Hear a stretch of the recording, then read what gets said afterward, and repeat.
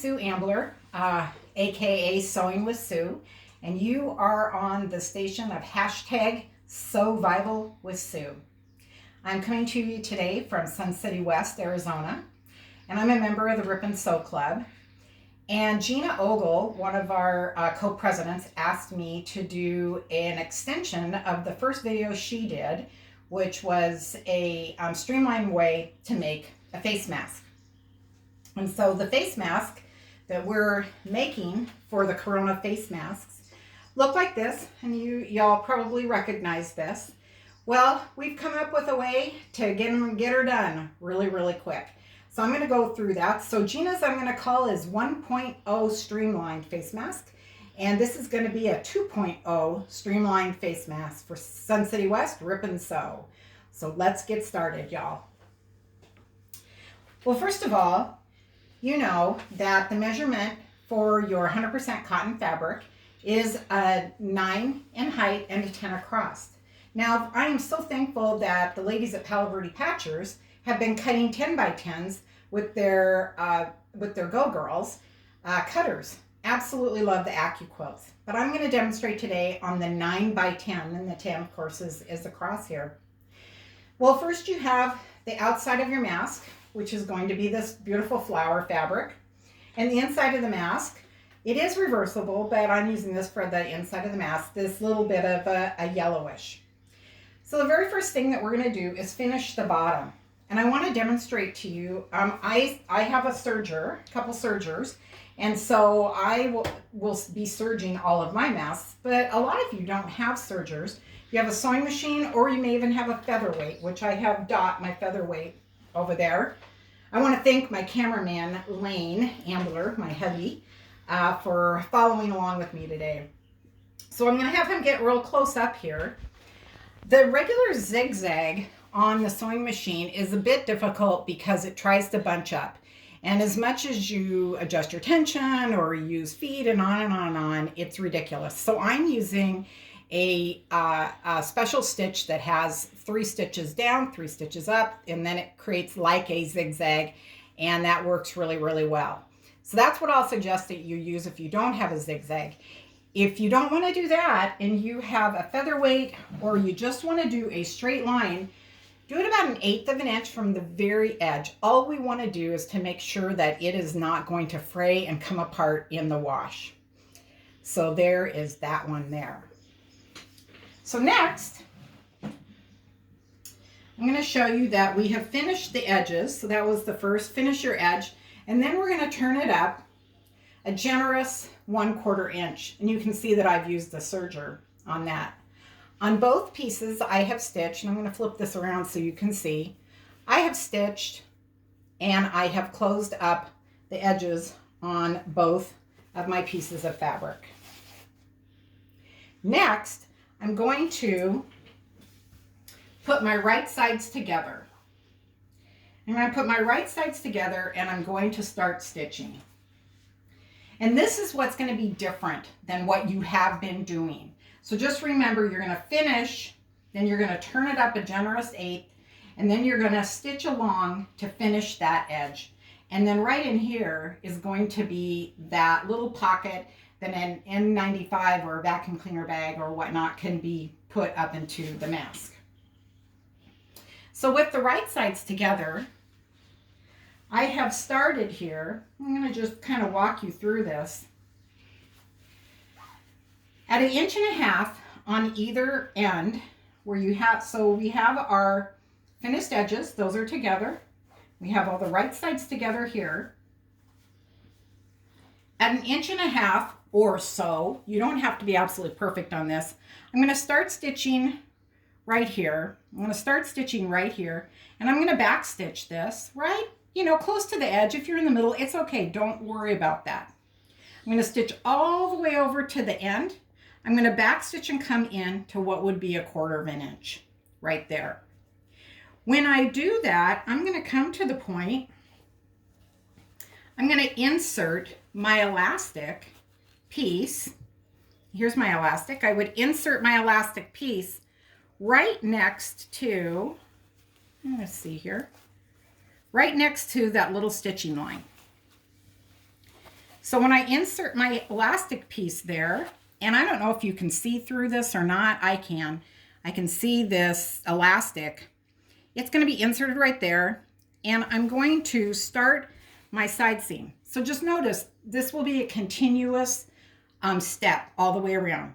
Back stitch here, come to a 1/4 inch. You're going to back stitch all the way up to the corner here, but right before you get to a 1/2 inch, which is what your top seam is going to be, you're going to insert the other part of that piece of elastic right at that 1/2 inch mark. Let me get this so you can see it better. There we go. So that elastic is right here. Okay? So next, we will go over and I'll show you that the elastic comes here, and I'm going to stitch up and back stitch. I'm going to put my needle in at a 1/2 inch for this 1/2 inch seam at the very top. I'm going to stitch along that seam at about a 1/2 inch all the way along till I get this to this side. I'm going to back stitch and end up right at that 1/4 inch, or a fat, you can tell this is a fat 1/4 inch, almost a 3/8 inch here, and I'm going to stop and I'm going to insert my elastic again, and I think you can probably see that elastic there, and I'm going to insert it. You can certainly see on my seam here where I have elastic, and this would be open. So if I go back to my other one, just so that you can see a little bit better, I've stitched all along here, and then I would come here and I would, and that's where the stitching would be, and I would insert my piece of elastic just like so. And I'm going to come back over and I'm going to back stitch here. So I've gone over the elastic and back stitched. I'm going to come all the way down to the end. Let's go to our open one here again so that you can see. I know I'm going fast, but you can watch this video as many times as you want to. So that's there. And imagine that I have stitched here and stitched all the way down here, and I've come to here. I'm going to reach in here somewhere. Well, maybe I'm not. Hold on a second. Got so excited about how fast I was going. There we go. Okay. And we're imagining that I have stitched it all the way down. I'm going to reach up here and I'm going to bring this piece of elastic right by that finished seam. Then I'm going to bring this guy down here, line that up, I'm going to stitch all the way down, transferring again. Now I'm going to stitch all the way down here. Again, I'm going to back stitch, and I'm going to end up about in the middle of my finished seam, which is probably about 1/8 inch. I'm going to back stitch, and remember, these are these two pieces of fabric together here. You can see my pencil mark at 1.5 inches. Back stitch, in here, back stitch. Voila, you are done with that piece. Isn't that awesome? So what I'm going to do next, a lot of you may not do, but I am a seamstress first and foremost. This actually makes the turning of this so much easier if you do this. So you can see where I have a cross here of stitching, and I do have my elastic right there. I don't want to cut that stitching, but I'm just going to clip that. I'm going to clip it on either side. That's going to make the turning so much easier. Clipping a little bit of elastic is not going to hurt it. I'm going to come on up to the top, and you'll see that I have this little kind of a rectangle square here. I'm going to stitch that, snip that, and again I'm going to snip that. So I'm ready for that. Now I'm going to pause for a minute because I want to show you that if you are using an elastic that's like a more of a rope type elastic like this, that what you're going to need to do on this, you want to add an inch. So these are 7 inches long. You want to add to be 8 inches because you're going to tie a little knot on either side. And when you insert your elastic, when you're stitching it, again, imagine this is all stitched. When you insert this elastic, you want that little knot to be about in the middle of where your 1/4 inch is going to be of your stitch, because you're going to be stitching right along here. You want to catch this. So if you imagine that's a stitch and it gets pulled, it's not going to pull out. Now I'm going to tell you that I did this and I went down and I stitched and I brought this down and I stitched it in and I turned it around and I pulled on the elastic, and sure enough, it pulled right out. And it's because I didn't have a knot in it. So that knot is going to keep that in there, and you can back stitch until the cows come home and it is not going to matter. You need to have that knot in there. Okay. And if you're concerned about this little piece sticking out, you know, when you do your little trim, you can trim it, but I don't want to bring it down to the point that as it's being worn, that the knot is going to come undone, or when it's laundered. Hopefully that's helpful for that other type of elastic. So let's get over to this piece. So I guess we did this one. So just to remember that now we've clipped the edges and we're ready to turn it right side out. Oh, wait a second. We are not ready to turn it right side out. We need to put a pipe cleaner in the top for the nose piece. So remember where we have this 1/2 inch up here? Well, we've left that 1/2 inch so that we can zigzag. And this is a place you need to use a zigzag. It's really about the only thing that is going to use. If you're having a tough time with your zigzag, then I suggest that you loosen the tension just a little bit. So you're just going to zigzag. Now I'm just going to show you something because I fill all of my bobbins. I fill about 4 every single day so that they're all full, they're white, and I can just streamline through it. Well, I haven't done that and I'm using a couple different machines. I haven't done that for the bobbin of my Viking.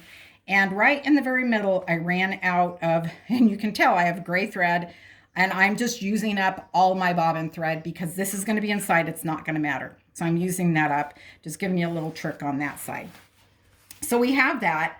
I also want to remind people that if you don't have a pipe cleaner, these pipe cleaners, that all the ladies that are taking them and crimping either end, oh, you guys are fabulous, because that's wonderful to have them all cut and ready to go. If you have twist ties, you know, and I've always wondered, what in the heck would I ever do with a twist tie? Well, here you go. You could use a twist tie, and I don't know if half of it, that'd probably be for a pediatric one, but you could just zigzag that in, or you could cut it down a little bit, but that will work as well. And you might want to crimp it so that it doesn't poke into somebody's nose. That would not be a fun thing to have happen. So here we are. We've now streamlined everything, and we're going to turn this right side out. And I'm just going to show you what I do, and then you do whatever you do, or maybe you'll adopt what I'm doing. You're going to stick your thumb in to the corner, and you're going to take your finger and you're going to fold it, and you're going to push it out, and you're going to give a little tug on that. Now, if I were making a garment or something, I would have a tool and I'd make that all nice and sharp. I don't care. No one cares who's wearing these. No one cares who's wearing these. And I am super particular. Again, I'm going over to that. So here's that hole that we're going to be able to put the filter in. I'm going to turn that, give a little tug again. Not going to worry about making that point. And you guys know from Sewing with Sue sessions how particular I am about stuff like that. Again, now we're up to the corner. I'm just going to fold the one side. I'm going to push it. Look at, isn't that cool? Just brings it right out. And again, let me do that. And I'm going to bring that out. Okay. So now we're getting closer. We're getting a lot closer. So there we are with that. Now, I haven't really done any pressing up until now. I do want this to be pressed a little bit. And I have a pretty darn hot iron with steam right here. This is my class travel iron. What I'm going to do is I'm going to take this, A lot of times I'll get my fingers wet with my tongue. Would not be healthy right now to do that, or sanitary.